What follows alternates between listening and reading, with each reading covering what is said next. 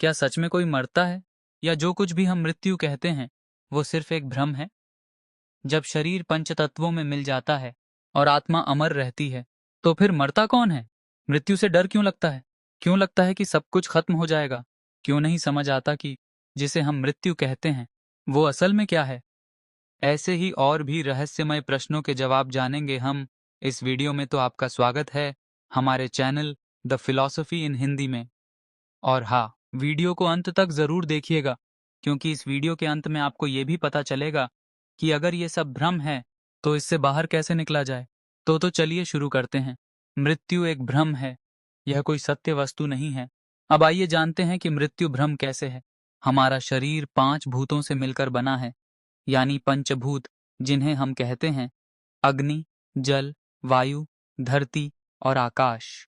जब हमारे शरीर का अंतिम संस्कार होता है तो अग्नि तत्व अग्नि में मिल जाता है, वायु तत्व वायु में, जल तत्व जल में और आकाश तत्व आकाश में मिल जाता है।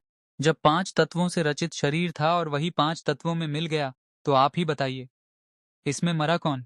जवाब है कोई नहीं। तो फिर आखिर मृत्यु है क्या? आइए इसे समझते हैं। देखिए, शरीर में तो कोई नहीं मरता और आत्मा को कोई मार नहीं सकता, क्योंकि आत्मा अविनाशी चैतन्य घन है। भगवद गीता अध्याय 2 श्लोक 23। नैनम छिन्दन्ति शस्त्राणि नैनम दहति पावक न चैनम क्लेदयन्त्यापो न शोषयति मारुतः। इसका अर्थ है अग्नि अस्त्र, वायु अस्त्र, वरुण अस्त्र, कोई भी शस्त्र इस आत्मा को काट नहीं सकते। अग्नि इसे जला नहीं सकती, जल इसे गीला नहीं कर सकता और वायु इसे सुखा नहीं सकती। इससे यह सिद्ध होता है कि शरीर जो था वह 5 तत्वों में मिल गया और आत्मा जो थी वह अंतर्ध्यान हो गई, यानी कि मरा कोई नहीं। तो हम यह जान गए कि मृत्यु एक भ्रम है, कोई भी वास्तव में मरता नहीं है। लेकिन फिर यह प्रश्न उठता है, संसार में लोग तो मरते हैं, तो फिर वह क्या होता है?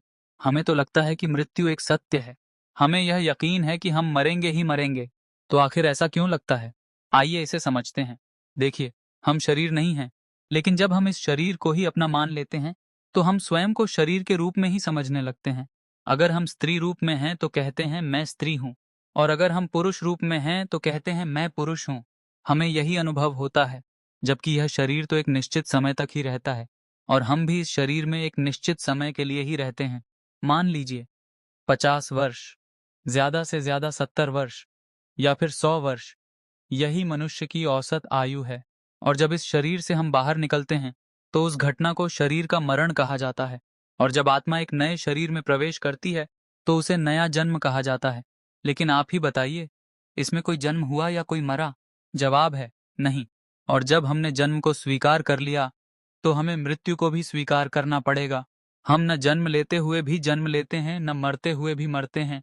और इसी तरह एक भ्रम का चक्र अनंत जन्मों से चल रहा है और अनंत जन्मों तक चलता रहेगा। इस भ्रम को जब हम मिटा देंगे तभी हमें इसका सही ज्ञान हो पाएगा। लेकिन हम इस भ्रम को मिटाएं कैसे? आइए इसे जानते हैं। इस भ्रम को मिटाने के लिए हमें परमात्मा की शरण ग्रहण करनी होगी, साधना करनी होगी, दूसरों की सेवा भी करनी होगी, और तब गुरु कृपा से यह भ्रम दूर हो जाता है। जब भ्रम दूर हो जाता है तो हमें मैं तत्व, यानी कि मैं कौन हूँ, इसका ज्ञान हो जाता है। और जब इसका ज्ञान हो जाता है तो उसमें काल की भी दाल नहीं गलती, क्योंकि जो लगाव हमें इस शरीर से था वह मैं तत्व का ज्ञान होने पर छूट जाता है। तब हम जीवन मुक्त हो जाते हैं, मृत्यु पर भी विजय पा लेते हैं। और जब तक हम मृत्यु पर विजय नहीं पा लेते तब तक यह मृत्यु का चक्र, यह जीवन चक्र, यह भ्रम बना रहेगा।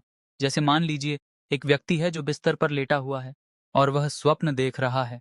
अब वह स्वप्न में बहुत गहरे समुद्र में डूब रहा है और जोर जोर से चिल्ला रहा है, मुझे बचाओ, मुझे बचाओ। अब मैं आपसे पूछता हूँ, उसे बचाने के लिए क्या किया जा सकता है? अगर हम दुनिया के सबसे अच्छे तैराक को उसके पास खड़ा कर दें तो क्या उसे बचाया जा सकता है? या फिर हम उसके आसपास बहुत सी नावें इकट्ठा कर दें तो भी क्या उसे बचाया जा सकता है? जवाब है नहीं, क्योंकि वह स्वप्न में डूब रहा है। इसका एक ही उपाय है, उसे नींद से जगा दिया जाए। और जब वह व्यक्ति नींद से जागेगा तो उसे पता चलेगा, ना कोई समुद्र था, ना वह डूब रहा था, यह तो बस एक स्वप्न था। भगवान शंकर पार्वती जी से कहते हैं, उमा कहूं मैं अनुभव अपना, सत हरि भजन जगत सब सपना। यह जो हमारा शरीर है, मान लीजिए आपकी उम्र 40, 50 या 60 वर्ष है, तो उतने वर्ष पहले यह रूप नहीं था, और आगे यह कितने पल, कितने मिनट रहेगा, यह भी हमें नहीं पता। यह कुछ समय के लिए बस हमें बीच में महसूस हो रहा है, ठीक वैसे ही जैसे उस व्यक्ति को स्वप्न में महसूस हो रहा था कि वह डूब रहा है, और जब उसे जगा दिया गया तो उसे पता चला न जल था न वह डूब रहा था। वैसे ही जब हमें यह ज्ञान हो जाएगा कि हम शरीर नहीं आत्मा हैं, जब हम अपने वास्तविक स्वरूप को पहचान लेंगे, तभी जाकर हमें यह बोध होगा कि न हम जन्म लेते हैं और न हम मरते हैं। बस यह सब एक भ्रम है, एक स्वप्न की तरह।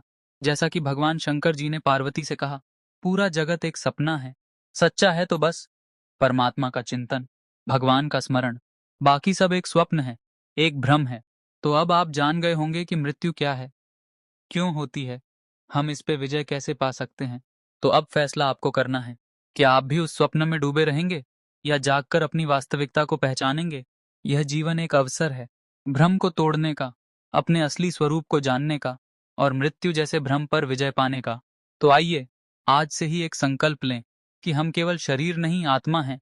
हम इस माया के स्वप्न को समझेंगे और ईश्वर की शरण में जाकर इस भ्रम से मुक्ति पाएंगे। साधना कीजिए, सेवा कीजिए और गुरु कृपा से अपने भीतर की नींद को तोड़ दीजिए, क्योंकि जब आप जाग जाएंगे तभी यह संसार रूपी सपना टूटेगा और तब आपको समझ में आएगा कि न कोई मरता है न कोई जन्म लेता है, बस आत्मा है जो अमर है, अजर है, अविनाशी है। यही है सच्चा ज्ञान, यही है वास्तविक मुक्ति और यही है जीवन का परम उद्देश्य। अब निर्णय आपका है, क्या आप जानना चाहते हैं कि आप कौन हैं या यूं ही एक भ्रम में जीवन गुजारना चाहते हैं। जागिए अभी, इसी क्षण